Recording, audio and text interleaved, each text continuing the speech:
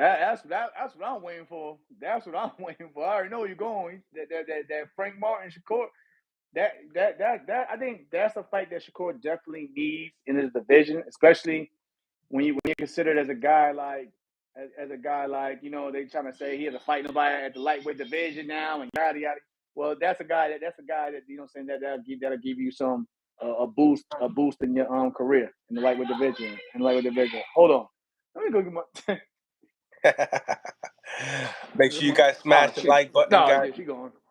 Smash the like button if you guys like this interview that we chopping it up, breaking down round by rounds and division by division. We got my man, the former champion Jamel Herring, going to be back in the ring in November. We breaking down the Frank Martin and Shakur Stevenson fight.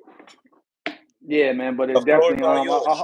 I just hope it ain't no funny business and something crazy mess. And I just want I hope they if they make a deal before the purse bid, because that could happen as well or whatever. But again, that's a great fight. I think it's a lot tougher on with Frank, mainly because that's kind of like a big step up in terms of what he just fought his last fight. Not saying that Frank is a hell of a fighter. Like I like watching Frank. I mean, I actually became a fan of watching him more and more. Especially seeing him turn around Arrow. But like that's definitely a huge step up from like his last fight. People could say that he kind of struggled and then going into a Shakur Stevenson fight. But again, if you take the fight, you got to give him all the praise in the world and credit to because let's be honest, they've been going down the list and it seems like everybody else is saying no to Shakur. So if Frank says, let's do it, you gotta give him his respect. 100%. Um, you're right. People saying that Shakur Stevenson hasn't fought a true 135 pounder yet. Obviously, he just entered the division his last fight, and but in the same token, Frank Martin has been tested a couple times in the division. Didn't look great against Artem. I like that you said it's a big step up from Artem. Because it's true. You got a guy that Frank started his boxing career around 18 years old. Never really entered the international level yet. Yeah. So, um, like I said, Zab Judah believes that Shakur stops Frank Martin. What are your beliefs in the fight? Do you think it goes the distance, or do you I think? think I think I think I think Shakur is a lot meaner at 135. Um, so you can see it.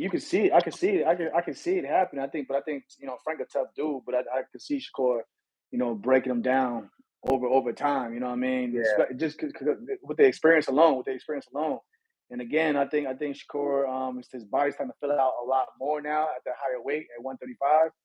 And you seen what he did to was last fight with the Japanese cat, Yoshino or whatever. So I mean, I can see it, but again, I think Frank, I think if anything, it's gonna be one of those dudes who things were like Frank may have to be stopped by the referee because Frank, yeah, you know what I'm saying? Because like same thing like with Errol, like Errol like with the last with Bud against Bud.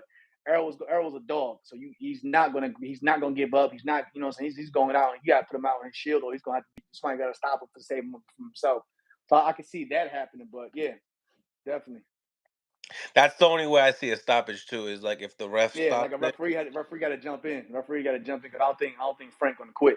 Frank has been spotty in some of his fight. Yeah, I think going back to that. Yeah, Frank still has a lot to learn, especially like he just started really fighting 12 years ago now, something like that. So like, yeah, it's a tall order, tough task. Yeah, super tall order. He you could see that, last time I talked to Frank, he said that he wasn't able to, you know, give everything that he can give in a fight. I haven't spoke to him the last time with Frank with Artem. I felt like, what do you believe in that fight with him and Artem? I felt like he needed to believe in his punching power and his ability to move forward. Making Artem go backwards in the Yeah, fight was the key thing there. Sometimes some fighters can be complacent of staying in the mid range and not wanting to take action. Um, and I feel like that might be a situation for him. yeah. I mean, I see. I had that issue. I'm not gonna let myself score because even though like I was the taller man, the longer man, like I didn't have my distance and timing right against Shakur in that fight. And it was kind of throwing me off because I think I think I'm there, but when I'm lunging at him, now I'm putting myself in his, you know, what I'm saying his range of attack. And I was getting, you know, so I was getting picked off all night like that, and like that's one thing that I look back and I learned from, and I, you know, what I'm saying, seeing, and that's what something I'm still going to work on even now, coming back, like you know, just you know, working with terms of distance, you know what I'm saying, finding your range and stuff like that, because those are key factors. I can't just expect to be, you know, the bigger guy and think I'm just going to just walk forward and doesn't always go that way. So like with Frank, you know, Frank is known, he uses the guy that likes to come forward, and it's like to me, I say he reminds me of something like how Tim Bradley used to fight back at 140, like you know, little short, stocky dude, you know, like to push forward and try to bully you, but you can't do that with everybody.